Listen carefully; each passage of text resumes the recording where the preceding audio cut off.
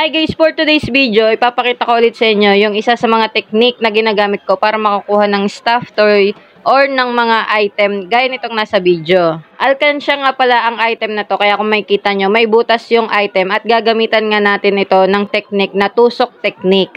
Kaya kung mapapansin nyo, ang tinatarget ko dito ay yung butas ng item. Medyo gumagalaw nga pala yung claw dito pero very light lang naman. Kaya yung adjustment sa pagtutok sa butas ay konting-konti lang. Bali, 4 nga pala ang nakuha ko dito pero hindi na na-videohan yung iba. Yung 3 nga sa alkansya na nakuha ko ay binigay ko sa mga batang nandoon din sa branch. At eto na nga yung isa sa mga nakuha ko kung saan, ayan, kita nyo naman nakatusok lang yung claw sa item. So ayun na nga, sa paglalaro ko nito ay may mga nakakita sa akin mga bata at nanonood na sila. Nakakatuwa nga kasi habang naglalaro ako ay nag-cheer sila na makakuha ako. So ayun lang guys, follow na kayo for more claw machine videos, tips and hacks. Thank you for watching and goodbye!